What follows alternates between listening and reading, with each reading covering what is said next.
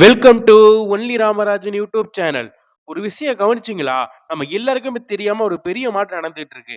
இன்னைக்கு வர கிராமத்து படங்கள்ல பஸ் ஸ்டாண்ட் இருக்கு, பம்பு செட் இருக்கு, பஞ்சாயத்து, நெல் வயல் குளம், கோயில்னு சொல்லிட்டு எல்லாமே இருக்கு. ஆனா இது எல்லாத்துக்கும் நடுவுல இருக்க வேண்டிய நம்ம ஒரு மனம், அது எங்க போயிருச்சுன்னே தெரியல. அது காணாம போயிருச்சுன்னு தான் நம்ம சொல்லி ஆகணும்.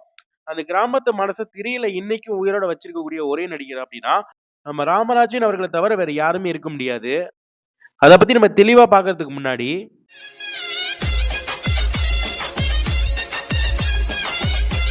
ராமராஜன் அவர்களுடைய படம் வந்துச்சு அப்படின்னா, அது வெறும் கிராமத்து கதைய காட்டக்கூடிய படமா இருக்காது. அது நம்ம வீட்டுக்குள்ள நடக்கிற கதைய திரையில பார்க்குற மாரி இருக்குன்னு சொல்லலாம். பாட்டு சொல்லக்கூடிய அந்த அன்பான, பாசமான வார்த்தை, அப்பா காட்டுற அந்த நியாயமான கோபம், அம்மா விடக்கூடிய கண்ணீர், இது எல்லாமே நம்ம நிஜ வாழ்க்கையில தினம் தினம் நடந்துகிட்டு இருக்க விஷயமா தான் இருந்துச்சுன்னு சொல்லலாம். அத அப்படியே திரையில கொண்டு வந்தவர் அப்படின்னா, ராமராஜன் அவர்கள தவிர வேற யாருமே இருக்க முடியாது. இன்னைக்கு கிராமத்த நெறைய பேர் திரையில காட்டுறாங்க. ஆனா அது பாசத்துக்காகவோ, பண்பாடுக்காகவோ கிடையாது.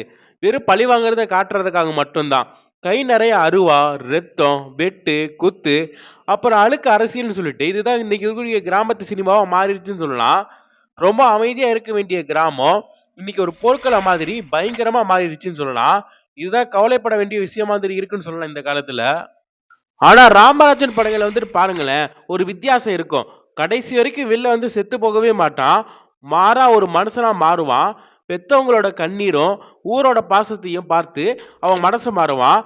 அவனோட உள்ளத்துல தூங்கிட்டு இருக்கக்கூடிய அந்த மனிதாபிமானத்தை வெளியே கொண்டு வருவான்.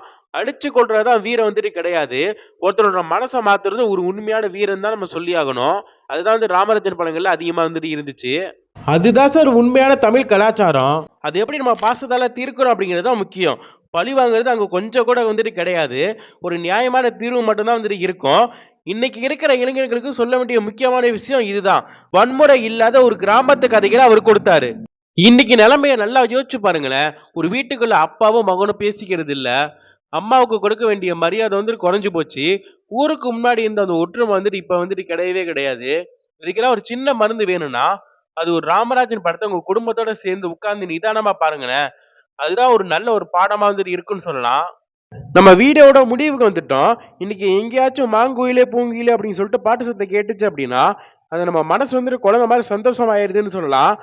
அது வெறும் சினிமா பாட்டு கிடையாது. அதுதான் நம்மளோட வாழ்க்கை, நம்ம பாரம்பரியம். அதனாலதான் நான் அழுத்தி சொல்றேன்.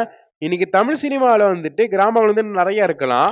ஆனா ராமராஜன் இருந்த காலத்துல இருந்த அந்த ஊர் மனசை மட்டும் இப்ப காணாம போயிருச்சுன்னு சொல்லலாம். ராமராஜன் ரசிகர்களுக்கு வீடியோ பாக்குறீங்க அப்படின்னா மறக்காம லைக் பண்ணிட்டு பாருங்க. நீங்க சப்ஸ்கிரைப் பண்ணல அப்படின்னா மறக்காம சப்ஸ்கிரைப் பண்ணுங்க. இனி ஒரு புதிய வீடியோ உங்களை சந்திக்கிறேன். தேங்க்ஸ் ஃபார் வாட்சிங்.